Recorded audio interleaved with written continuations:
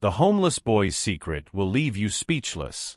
The rain drizzled against the sleek black exterior of Richard Caldwell's luxury car as he waited at a red light. Inside, the billionaire sat in silence, his mind preoccupied with numbers, profits, and the next deal that would further cement his power. Richard was a man who had everything: wealth, influence, an empire built from sheer ruthlessness. But despite his fortune, he had no family, no real friends. His heart had long turned to stone, his life ruled only by success. Then, through the misted window, a frail voice called out, "Please, sir, buy my drawing. I'm very hungry." Richard barely turned his head. Another beggar. Another child of the streets. He had seen them before, desperate, pleading, looking for a handout. It wasn't his problem. He was not in the business of charity. But as he cast a fleeting glance at the small boy standing in the rain, something made him pause. The child, ragged, no older than 8, clutched a crumpled piece of paper, his hands trembling from the cold. His eyes, large and hollow with hunger, held a depth that unsettled Richard in a way he could not explain.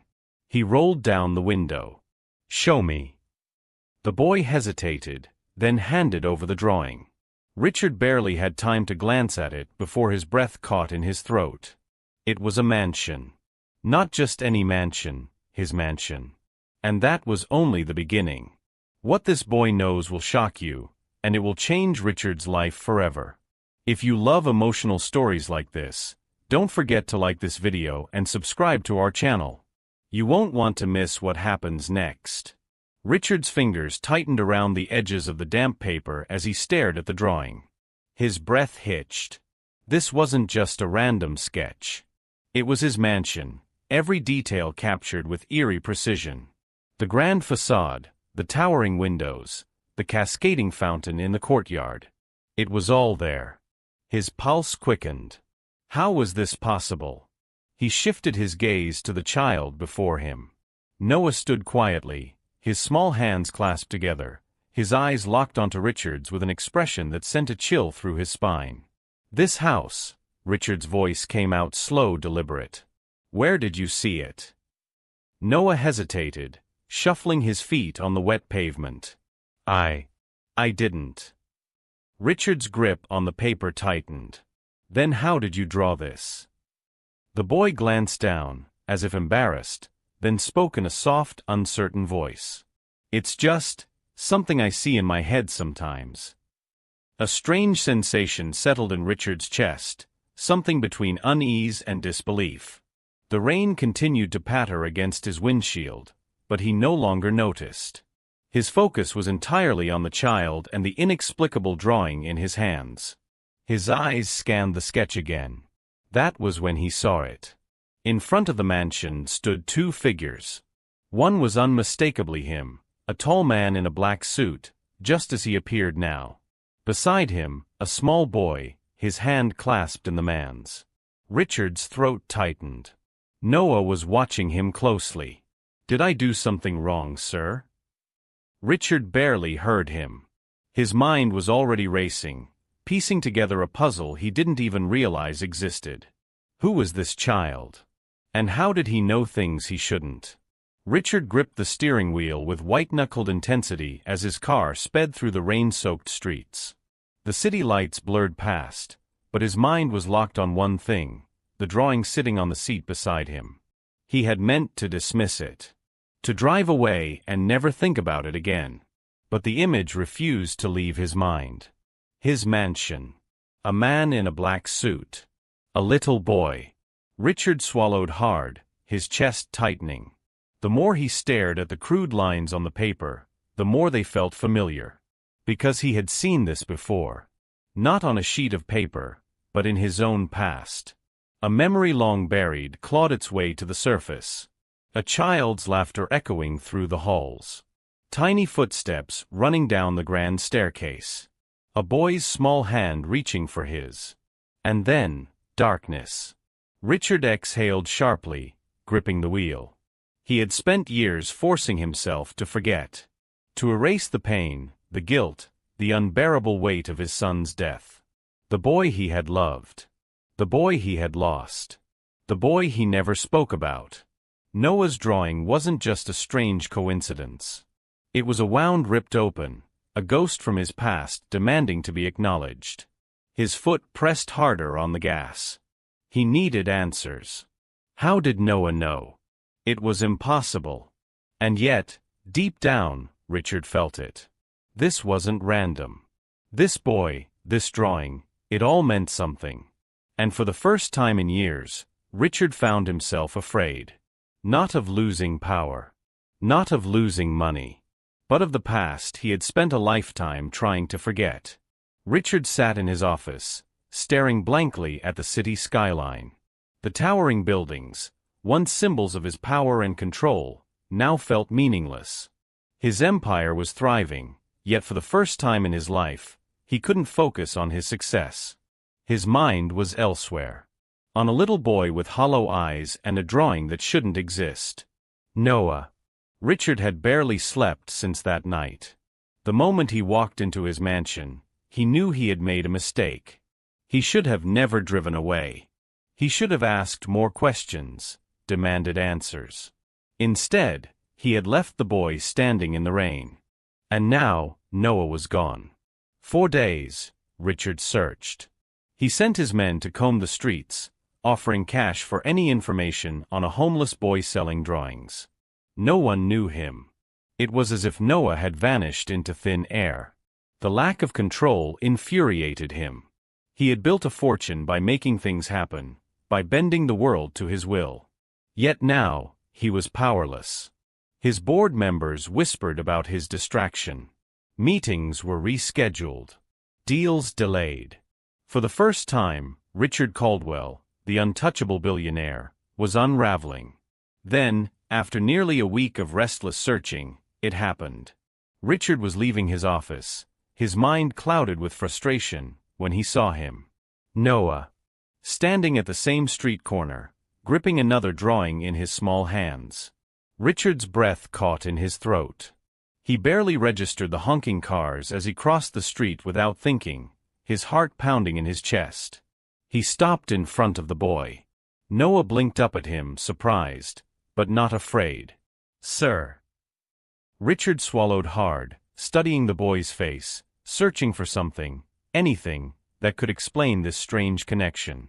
"I need to talk to you," he said, his voice steadier than he felt. Noah tilted his head slightly, clutching his sketch closer to his chest. "Is everything okay?"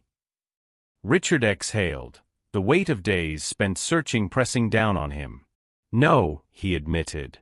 "But I think you have the answers I need." And this time, he wasn't going to let the boy disappear. Richard didn't hesitate this time. He wouldn't make the same mistake twice. With steady determination, he led Noah toward his sleek black car. The boy hesitated at first, glancing at Richard as if unsure whether to trust him.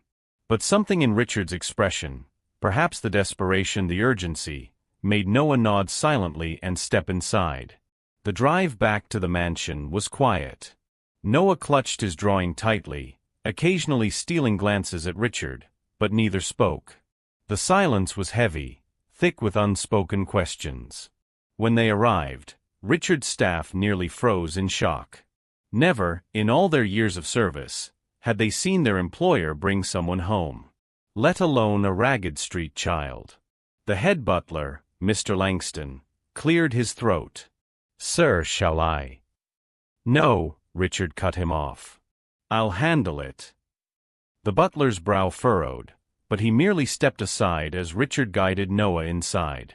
The moment Noah entered the mansion, his demeanor changed. His wide eyes darted across the grand hall, the towering staircase, the chandelier that sparkled above them. But it wasn't wonder in his expression. It was recognition. Richard's pulse quickened as he watched the boy step forward hesitantly, almost as if he had been here before. Noah trailed his fingers lightly across the marble banister, his small steps slow and deliberate.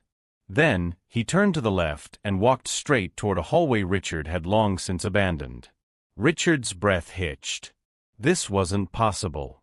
Noah shouldn't know that hallway existed. But the boy didn't hesitate.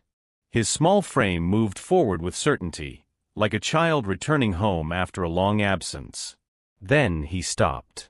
In front of the one door Richard had kept locked for years. Richard felt his stomach twist. His feet felt heavy, rooted to the ground. That door hadn't been opened since. Noah turned to face him. His voice was soft, but his words cut through the silence like a blade. This was his room, wasn't it? Richard's heart pounded. He didn't need to ask who Noah was talking about. His fingers trembled as he reached for the handle. And when he finally turned it, the past he had spent years running from came rushing back in full force. The door creaked open. A rush of cold air slipped through the threshold, carrying with it the weight of memories Richard had spent years trying to bury. Noah stepped inside first. His small frame barely made a sound against the polished hardwood floors, but his presence filled the space in a way Richard couldn't comprehend. The boy moved with an eerie familiarity, his eyes sweeping across the room as if he were rediscovering something long forgotten. Richard remained in the doorway, frozen. His pulse pounded in his ears. He had sealed this room away for a reason. The nursery was untouched, exactly as it had been the day he locked the door. The pale blue walls. The wooden crib tucked in the corner. A bookshelf lined with children's stories that had long since collected dust.